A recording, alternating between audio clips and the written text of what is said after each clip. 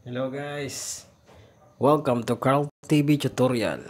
Ngayong episode guys ay susubukan natin gumawa ng strength potion. Simulan na natin paglalaro. Magbasa muna tayo. How to make a strength potion. Number 1. You need blaze powder and redstone. Number 2. You need nether wart and water and blaze powder. Number 3. Cook the potion in the brewing stand. Number 4. Try the potion in dangerous mobs. And number 5. Don't forget to subscribe guys. Saan ko yan? Salamat.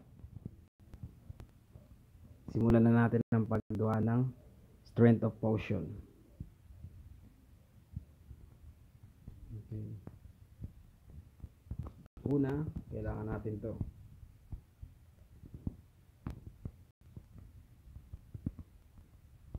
Tsaka ito, blaze powder.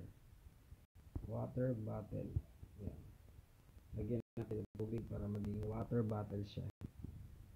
Yan. Okay. Okay.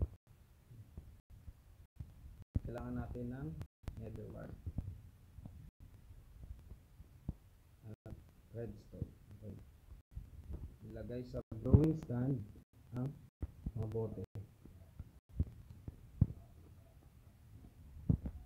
Ilagay ang nether wart. Hintayin nating maluto.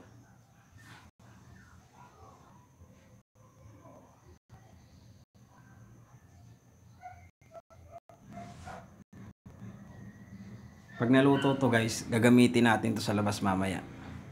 At susubukan natin lumaban gamit ang potion sa mga mobs. Okay? Naging awkward potion na siya guys. Okay. Ang sunod dito ay blaze powder.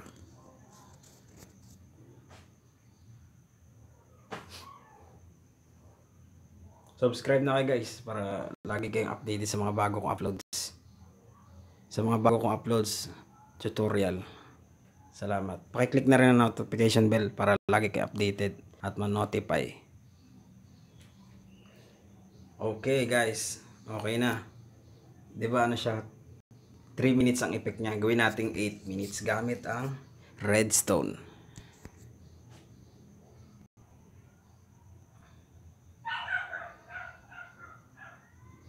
Yeah.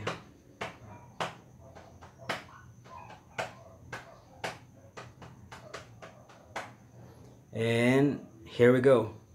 1, 2, 3. 8 minutes guys.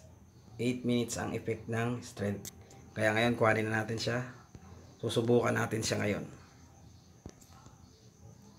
Okay. Ngayon lalabas tayo kung talagang effective to.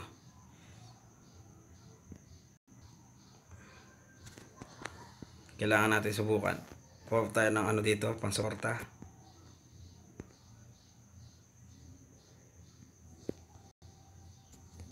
Okay.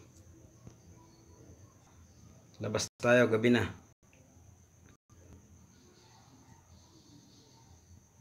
Inumin natin to. Okay. Kumain tayo nito. Okay. Subukan natin guys.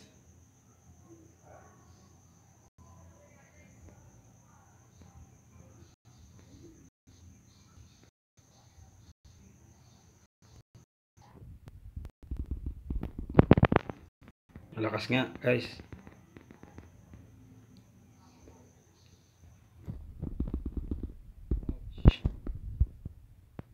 Patay tayo guys.